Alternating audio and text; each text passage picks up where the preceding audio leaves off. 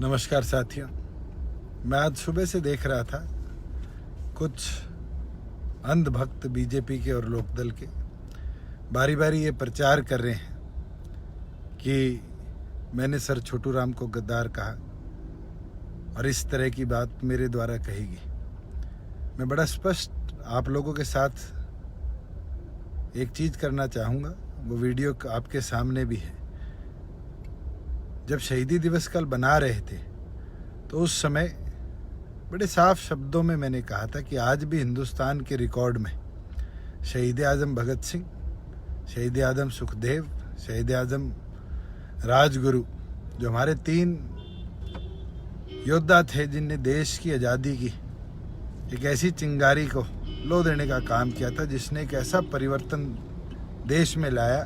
जो इस देश को आज़ादी की कगार पर लेकर गया। अगर उन परिस्थितियों को देखें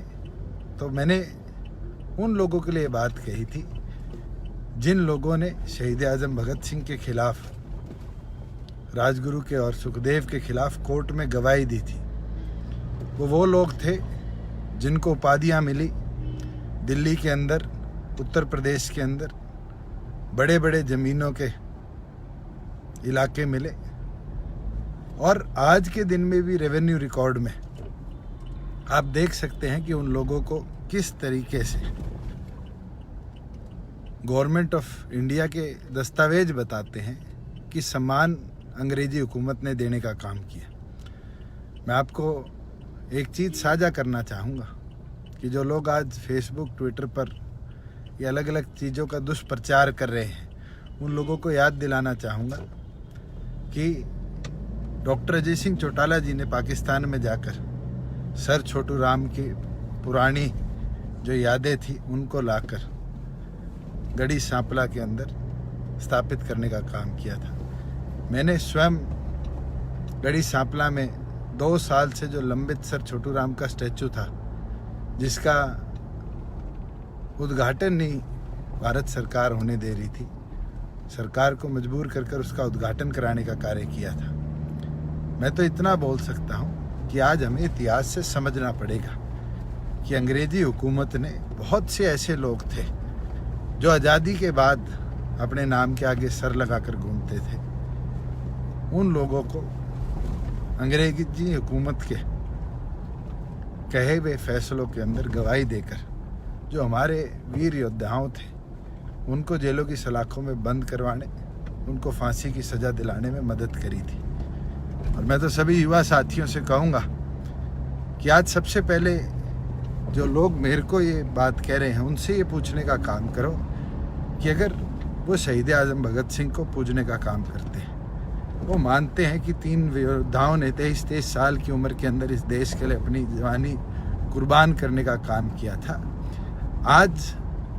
उनको क्यों गद्दार हिंदुस्तान के रिकॉर्ड में कहा जाता है? आज देखने की चीज़ है, समझने की चीज़ है कि वो एक ऐसा दौर था जब बहुत से ऐसे लोग उपाधियां लेकर गए थे। आज आप राय साहब की उठाकर देखो, आज आप जैलदार की उपाधि उठाकर देखो, बहुत से ऐसे लोग थे जो अंग्रेजी हुकूमत के दबाव में रहकर हिंदुस्तान के वीर योद्धाओं को दबाने के लिए कोर्टों में गवाहियां देने का काम करते थे। और मैं तो आपको सोचने पर आज आपको कहना चाहूँगा कि अपनी सोच को लेकर जाओ, इतिहास पढ़ो और हमें समझना पड़ेगा कि वो ऐसे लोग कौन थे जिनने आज़ादी के बाद भी अपने नाम के आगे ये उपाधियाँ लगाने का काम किया था। और जो साथी सर छोटू राम को इस पूरे वाक़ये से जोड़ने का काम कर रहे हैं, उन साथियों को बताना चाहूँगा, सर छोटू राम केवल मात्र सर नहीं थे, वो तो किसानों के मसीहा थे, रहबर आज़म थे। उनने तो ऐसे कदम उठाए जिनने बदलाव के लिए, किसान को मजबूत करने के लिए इस देश को एक नया नक्शा कदम देने का काम किया था। और सेठ छाजूराम जी की जहाँ बात थी, सेठ की उपाधि साथियों उनको किसी अंग्रेजी हुकूमत ने देने का काम नहीं किया था। सेठ छाजूराम तो जब सेठ कहलाए थे जब उनने कलकत्ता में जाकर बड़े बड़े व्यापारियों को पैसा देकर उनके व्यापार खड़े कराने का काम किया था। तो मुझे लगता है कई ऐसे साथी हैं जो इतिहास को ना समझते ना देखते,